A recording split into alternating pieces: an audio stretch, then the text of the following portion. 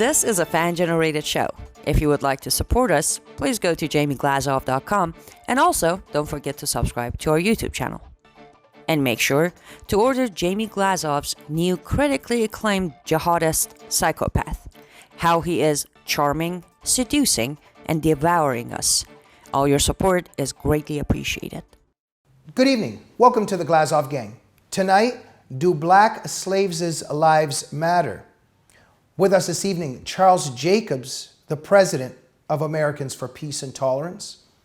Charles, welcome back to the Glazov Gang. Great to be here again with you, Jamie. And great to have you here as well, Charles. Charles, your colleague, Ben Poser, just wrote an article at Front Page Magazine, and it was titled, "When Did the Left First Go Woke?" And once again, we see how the left is betraying black slaves. And so I wanted to bring you on again this evening, my friend. Charles, you've been fighting this cause for many years. Let's begin with this. We know that Black Lives Matter is just, on the forefront of everything now. This Marxist revolution is taking place right in front of our eyes. And it's all about this slogan of Black Lives Matter. But let's begin with this. Black slaves' lives matter doesn't seem to matter to Black Lives Matter. Can we begin with that? Sure. I mean, it's very analogous. Well, let's put it this way. As people are rioting in the streets of America, screaming about Black Lives Matter, it's only really certain Black Lives Matter. And that's those Black lives that are taken by mistaken police action or racist police action, which of course are terrible. But as all this is happening across Africa in 5 countries, blacks are enslaved. They're captured, bought, sold, raped, tortured, used, inherited. Once they're owned, they can be passed on through their master's estate like they're a piece of furniture. And you don't hear anything about that. And is a perfect analog to why the people don't really seem to want to hear about all of the black lives that are being snuffed out by black thugs in Chicago, or in many major Democratic-controlled cities. So it's only certain black lives, and the idea is that we only have one thing in our mind. It's not black lives. It's racist white society. And so the only black lives we're going to talk about are the black lives that are victims of cops, whether or not the stories about cops taking their lives are true, like we know the one with George Floyd was absolutely true, or whether it's a little bit more nuanced. But whatever, I mean, there is a point that people shouldn't be shooting people that they don't need to shoot. And one understands, the anger and rage when they see that picture. But what's happened is that normal, decent feeling has been hijacked by Marxists who lead the movement, by anti-Semites who lead the movement, by Islamists who are hijacking, appropriating black anger for their own causes. And so it's a very tricky thing to deal with this phrase, Black Lives Matter, because on the one hand, it is a decent sentiment. I mean, if you saw the picture of George Floyd being killed, it wouldn't be a crazy thing for decent people to say, hey, wait a minute, Black Lives Matter. Why did that happen? But then the smart left, the moneyed left, funded by people like Soros, et cetera, have hijacked this decent feeling into an assault on Western civilization. So my view of this is really built and constructed by my own experience when I went to Sudan and I helped Christians liberate black slaves who were taken by the hundreds of thousands in a jihad by Arab Muslims against blacks.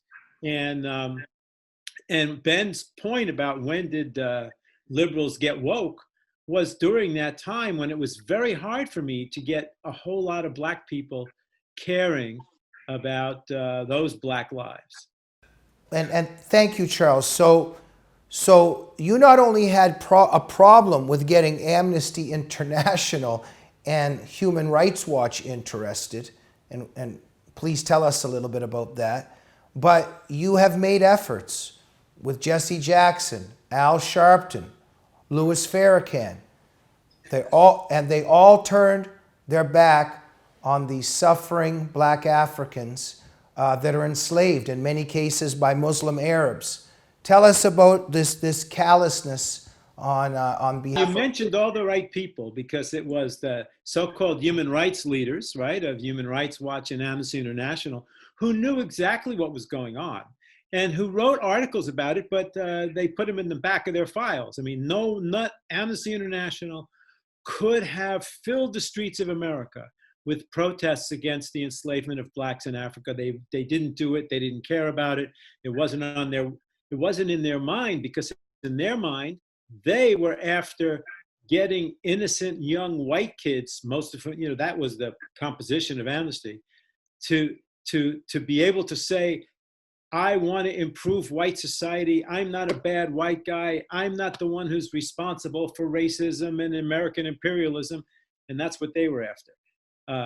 Jesse Jackson was, taking money from, Jesse Jackson was a friend of the American Arab Institute here in America, and he wasn't about to go after black Arab slavers because he was of his ties. Al Sharpton actually went to Sudan with us, and he was pretty upset when he saw the slaves. And he came back and he was going to make a big thing out of it, and then Louis Farrakhan grabbed him and told him to shut up. Farrakhan, of course, is the biggest problem. He is the one black man standing in the way of liberating tens of, if not hundreds of thousands of black slaves in Africa. One word from Louis Farrakhan to his base, to the American population, as if I'm a leader of the blacks in the world, I've got to tell you the most important thing is to free black people today. But he won't do that. And he denied that it was true. And the reason he denied it, there were two reasons. First of all, as Clarence Page wrote, and Clarence is a prominent black reporter at the Chicago Tribune, he found out that Libyan dictator Muammar Gaddafi paid Farrakhan $5 million, a loan to Farrakhan, $5 million, to help convert blacks in America to Islam. That's documented. Bill Clinton had to step in and stop Gaddafi from transferring millions of dollars to Farrakhan. And he had to stop him by executive order, couldn't do it. Okay. The other reason that Farrakhan wouldn't do it is because his mission is to convince blacks here that Islam is the path to liberation. Well, my goodness, if in Africa, Islam is not the path to the liberation of all the slaves that Arabs and Muslims are taking. This would be a monkey wrench in his whole operation. So he had to deny it, and he denied it, and he accused the anti-slavery movement, which not only was me, but was led by me here, of being a Jewish conspiracy. And they wrote cartoons about me in their newspaper. So this is a really important thing to Farrakhan. We've got clips of Farrakhan getting very emotional and saying, it's not true in Sudan, it's not true. And if you think it's true at a press conference, you go find it. And two reporters from the Baltimore Sun went and found it, and Farrakhan just shut up and went away. And it's a betrayal of black people. And so, Charles, let's just take a look at this horrifying reality here. We have Muslim Arabs that are literally perpetrating slavery in Sudan, Mauritania, Nigeria, Algeria, and Libya, if I am correct. Tell us a little bit about the suffering of these black people, of black slaves, under this horrific system, under their Muslim Arab slave masters. Okay, well, the case I know the best, because I was there 3 times illegally. I flew illegally into South Sudan during a war between, it was a jihad actually, a self-declared jihad.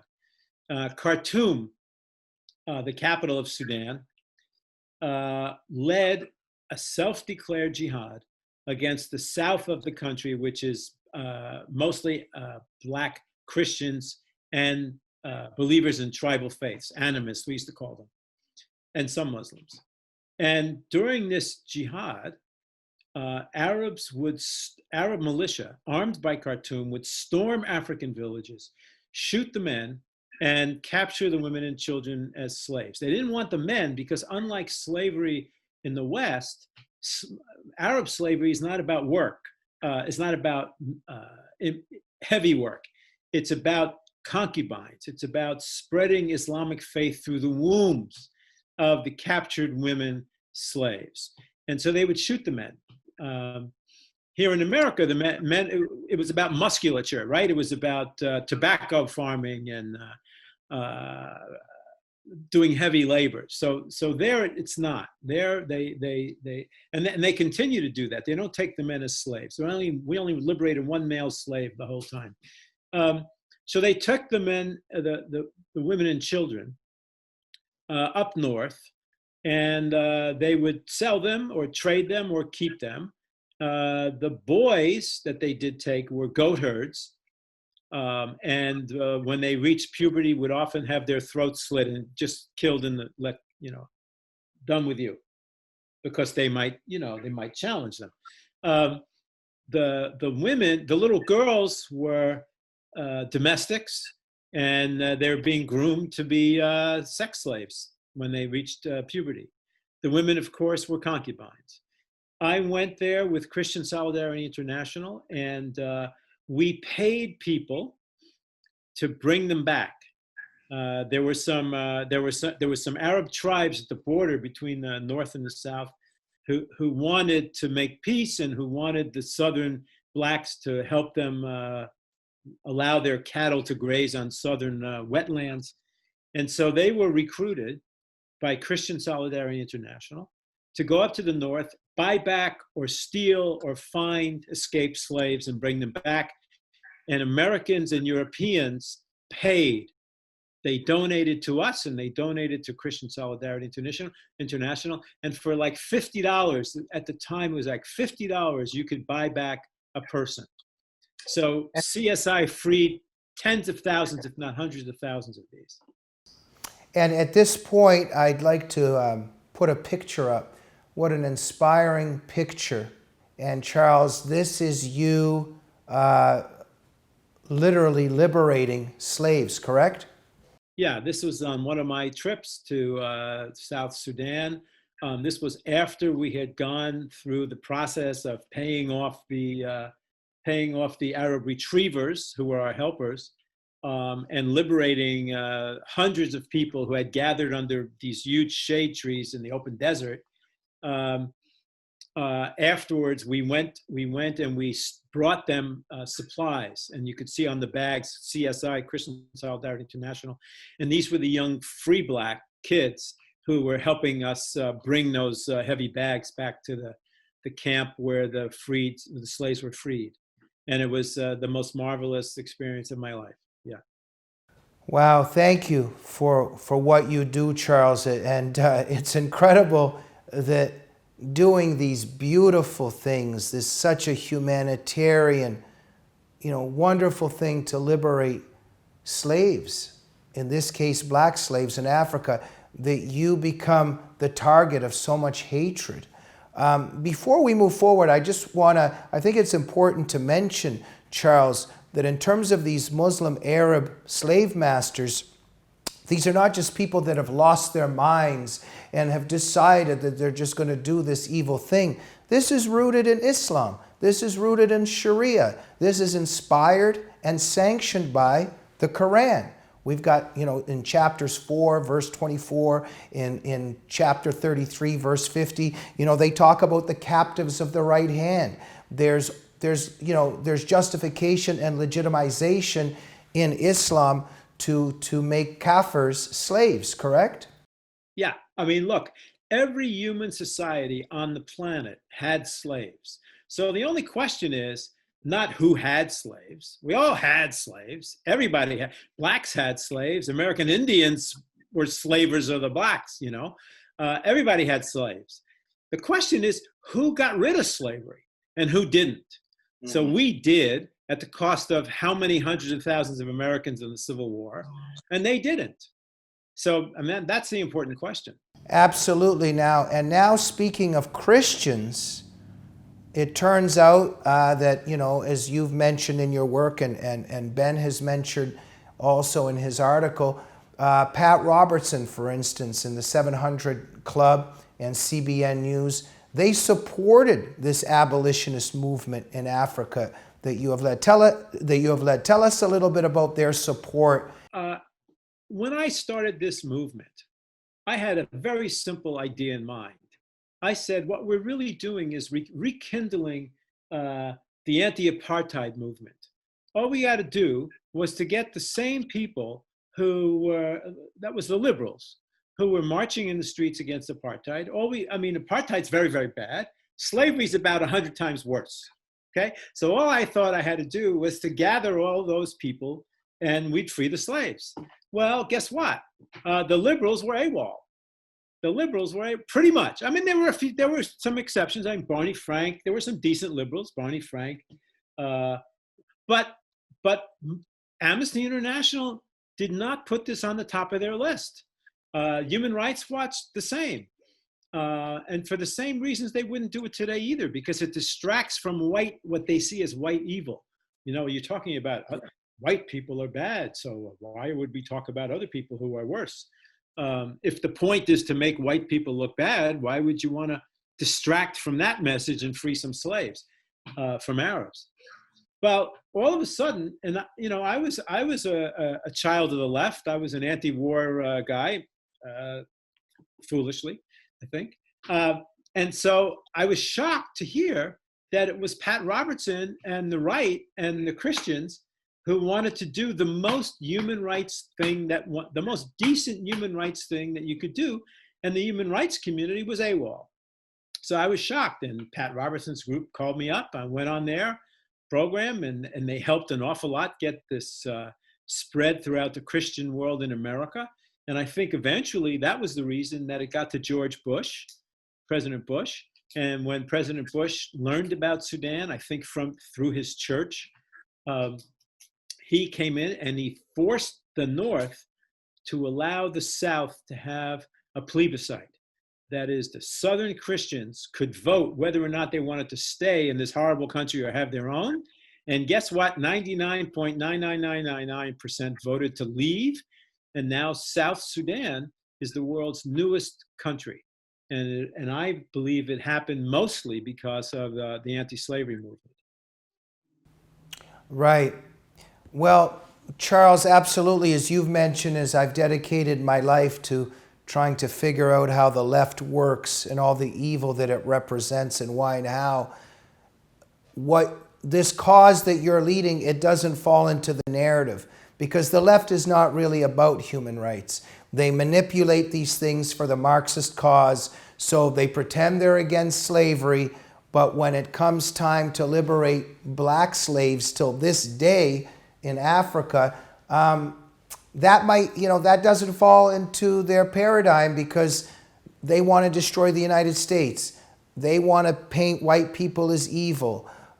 Only capitalism is evil. They have to destroy the West. So this doesn't fit their narrative, because it might show that the Western world and Western civilization is actually superior, and that there might be actually something wrong in Islam. So black people don't count for them if they're being persecuted under those adversarial ideologies, right?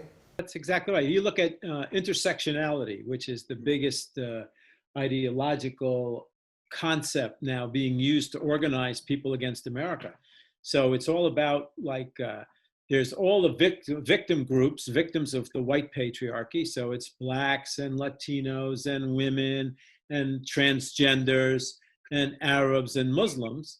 And they all have to get together and support each other's causes against the white patriarchy. Of course, this throws the Jews out of the left, because the Jews are now white people who are needlessly oppressing darker-skinned Palestinians. So the idea that Arabs have black slaves is, I think, the poison pill to intersectionality. Because I have a fantasy of doing Ben Poser and I are working on a fantasy of doing a little sarcastic play on, you have Professor Cornel West, or you have Louis Farrakhan saying, I'm really glad that the Arabs and Muslims in America joined us all in this Black Lives Matter thing. It's really important. But, I just heard that Arabs and Muslims have black slaves in Africa, in 5 countries. So I'm going to ask my Arab and Muslim brothers, take a knee on that, help it before you come to the march, speak out to your brothers and sisters in Africa, in these 5 countries. And let's have some liberation going on before you come here and tell us that you're all for us here in America. That would be very good. Charles, let's focus a little bit more on this Farrakhan individual. Quite a character, if that's one word to use. This Jew-hating, this anti-Semitism of his, why is he so into that? Why is it so important? A lot of dangerous pathological anti-Semitism there. What's his main mission there? Well, look, you don't have to ask why. It's not hard to figure out why anti-Semites are anti-Semites if they're leaders of movements that have got a ready-made constituency, and that have got ready-made funders, and who like to be controversial and be on stage, and who can, anti-Semitism has always been used to blame the Jews for your problems, right? So the Jews are the easiest ones to blame. We have always been the easiest ones to blame. So it's kind of an easy play to make. So he's a playmaker, and he's making this play. Does he actually even believe it? Who knows? Who knows? But he is the most popular and the most dangerous anti-Semite in America right now, because he's still accepted by people with political and cultural power. You see photos of him with Obama and Clinton, and you could see how P. Diddy now is his main promoter. And so, yes, the Jews are a little confused about this. It's true that neo-Nazis and white supremacists are a problem for the Jews, but polite society rejects them. There's no Nazi professors on campuses, and the best that the neo-Nazis ever did to date was their rally in Charlottesville a few years ago, and they got a couple hundred people. That's the best they could do. Farrakhan talks to thousands and thousands and thousands, many times that. And unlike the neo-Nazis, no one is going to throw a fist at Farrakhan and stop him from speaking. When neo-Nazis come on the street corner, people come and beat them up sometimes. It's not going to happen with a Farrakhan rally. So he is the most dangerous, clear and present danger to Jews. People who beating up Jews in the streets of Brooklyn have heard Louis Farrakhan explain why that's not a bad idea. So I think the thing to do is to educate the black population that Farrakhan is a betrayer. He's not a leader of black people. He betrays them. How can you cover up the Arab Muslim slave trade and let your hundreds of thousands of blacks serve Arab masters today, being raped every day, tortured every day, captured every day, and he's going to hide that because he wants to get the Jews and the whites? And Charles, and Farrakhan alone is one of the chief obstacles to the liberation of those hundreds of thousands of slaves. Because from Louis Farrakhan would free hundreds of thousands of slaves, or would get the movement ready able and ready to do it. He won't do it. He won't free the slaves because he wants to enslave American blacks to this crazy ideology and his version of Islam. And again, that ideological component, and as you've said as well, something also was going on there when Gaddafi had loaned or given Farrakhan $5 million back in the 80s, right? Yeah, if you were an Islamist and you had access to millions of dollars and you wanted to take down America, that'd be your best buy yet. That'd be the best bet you could make.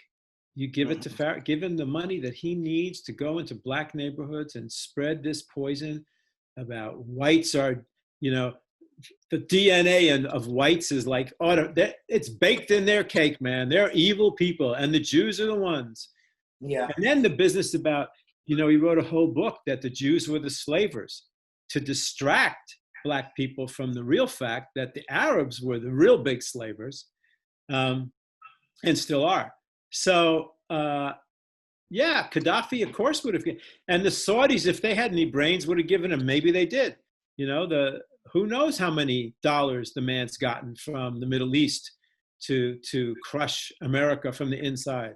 And I think, Charles, also as your work has revealed, the Black Muslim soldiers of Boko Haram in Nigeria, that's one of the places where Black Christians are enslaved today. This is really important because Sudan pretty much is over. There are no more slave raids, although there's still 30,000, 35,000 slaves left in the north. They don't come down anymore because the Blacks in the south armed themselves and actually defeated the jihad. And many of them, by the way, think of themselves as the new Israel, because it's the second case where a non-Muslim people, right, retook its land from Islam. So anyway, the same kind of thing is happening in Nigeria right now, and everybody's turning a blind eye. Michelle Obama was really interested in this for about 3.5 seconds when she had that hashtag save our girls, free our girls, when she found out that the same thing that was happening, that these now are African Muslims, Boko Haram, African Muslims, not Arab Muslims, are raiding African Christian villages, killing, burning churches, torturing Christian ministers, and also taking girls and women as slaves. Same thing is happening. Mm-hmm. And I have to say that the Nigerian American community is key to freeing those people, because we have a very interesting and successful diaspora of Nigerians in America. They're doctors, lawyers, pharmacists, smart people. They get along great, and they're prospering, and they go to church, and they need to become politically active. They could lead America into freeing those slaves.